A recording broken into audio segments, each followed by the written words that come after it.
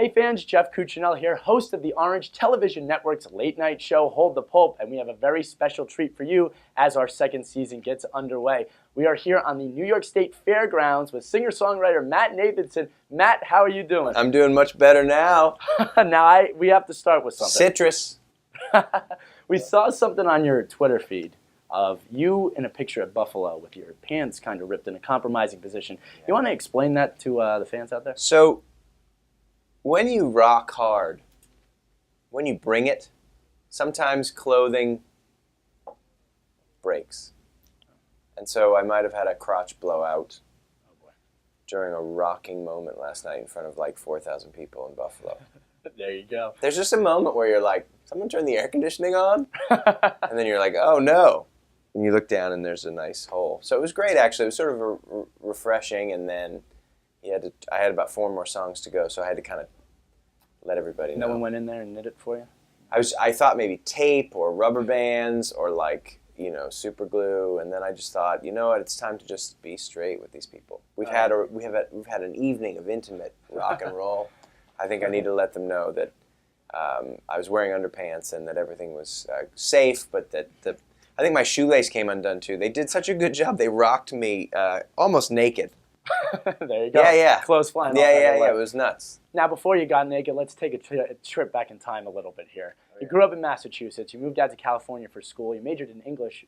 When did you decide music was your real passion and that was the direction you were going to go in? I think I was like 6 or 7. I was 6.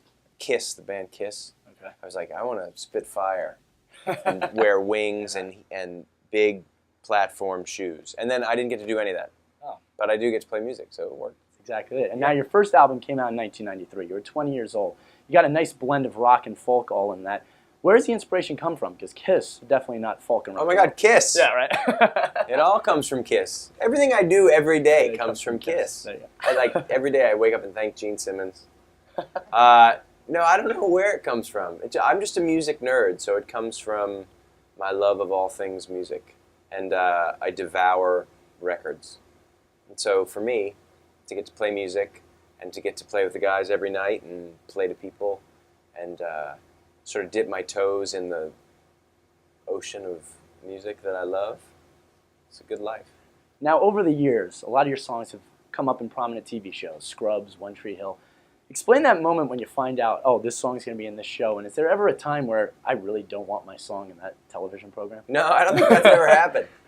To Catch a Predator. Okay, that was weird. Be a little awkward. That was a strange moment. I was like, okay, this is weird.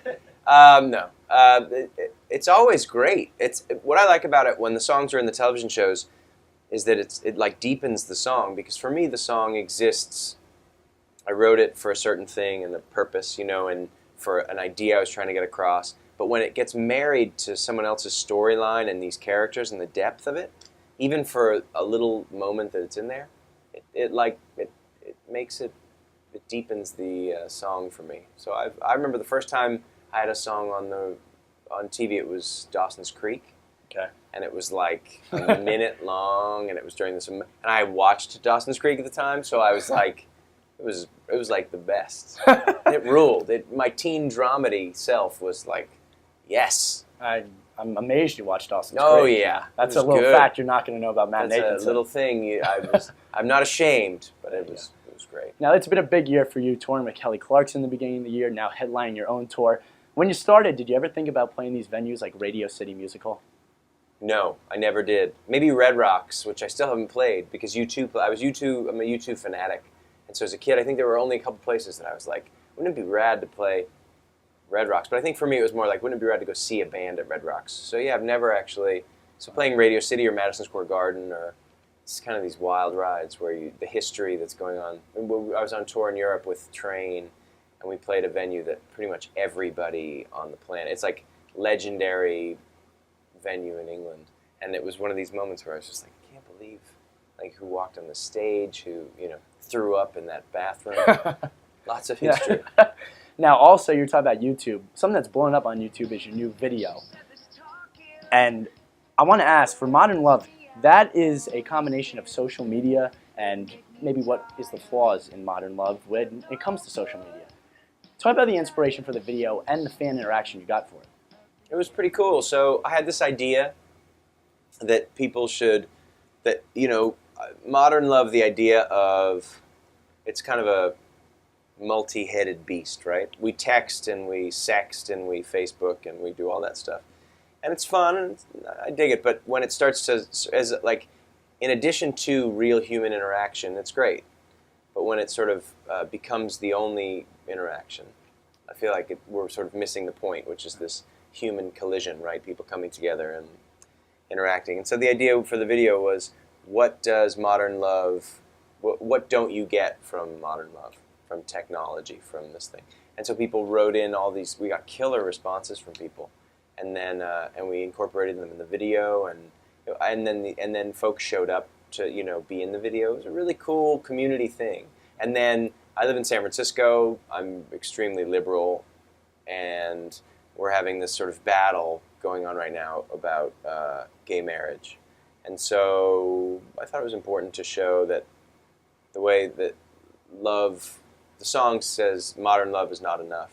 And the idea is that, you know, it's never going to be enough until people there's no prejudice against who you love and who you marry, you know. And so the video sort of dealt with that too. It was pretty fun. It was a fun video, and people really came out and did. It was the fan aspect. They owned it. They owned that video. It was great. Yeah. Now, talking about social media yourself, on Twitter, as we mentioned, Instagram, is that the new way to connect to fans, or is it just for fun for you? I mean, I don't think I'd do it if I didn't have to spread the, you know what I mean? Because I'm sort of a personal person. I'm a personal person. And so, but it's fun, man. I dig it. I dig being able to communicate with, it used to be I had to go to, back in the day, go to Kinko's and Xerox these letters that I'd write to my fans and send them out to the mailing list. Takes a lot of time. Now I can type it up and send it out and then tweet that my pants ripped, and that's a good time. I like it.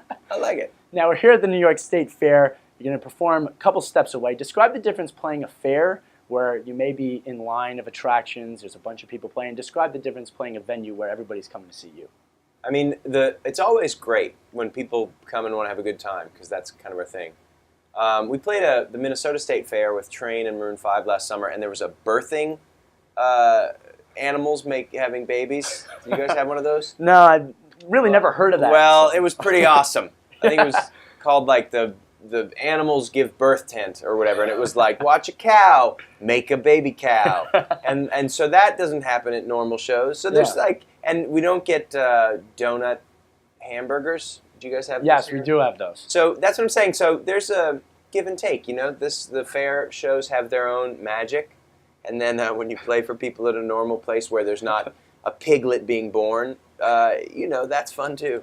Now, speaking of not normal, we actually brought some of the State Fair's finest cuisine here. Oh. So I want you to take a look at what we have. We're going to play a little guessing game. It looks good. We got a whole platter for you. Let's start with the bowl. What do you believe could be in that bowl? That is, oof, man. That's some sort of meat mixed with, Close. It's a shepherd's pie essentially, but like. But what's it called at the New York State Fair? It's called a big puddle of goodness. It's actually a hot beef sundae. So I don't know how someone could want to indulge in that, but That sounds better than, I mean, that's terrible. It looks magical. That's great. Way to go. So let's move on to something. Hot beef sundae? Hot beef sundae. That's what I call my Sundays sometimes. Hey, it's going to be a hot beef Beef sundae. Sunday. That's when I have, Not that's when a you know lazy it's a sundae. party. Hot beef Yeah, sundae. that's when it's, yeah. Let's move on. A little something easier right in front there. Deep fried Oreos. Oreos, got it. But hey, we're 1 for 2. So it comes down to the last thing. That big stick right there. What is on that stick? Some sort of fish. Oh, we're close. Some sort of scallop. I don't know. What is it? It's shark. Yeah. God knows where they find shark around here. Where does that happen? I don't know, but there's someone out there with a harpoon. Fried For the New York Oreos. State Fair. That's gonna kill us. So maybe after the show you can indulge in Are you something. kidding? I'm gonna eat all this, starting with the hot beef sundae, which is the name of my new record. Oh, there you It's go. neat that we could tie that in. There we go.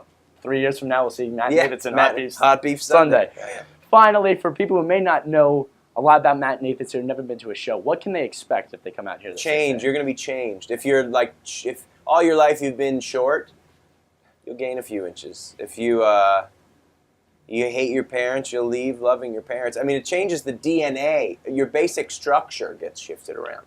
You might leave a woman if you were a man. Do you know what I mean? I don't know. We throw different chromosomes out when we rock so hard. We jar things in the person. So you just come and just know that, like, we'll heal you if you're sick. God knows I can't wait. A lot of changes I need in myself. And if you're healthy, we'll make you sick. There you go. Well, Matt, thanks for joining us here on Hold the Pulp. Make sure to catch Matt Nathanson out on tour the rest of the fall. He's heading to California, so back in your hometown. Yeah. Thanks, Matt, for joining us, and have a great show. Thanks, man.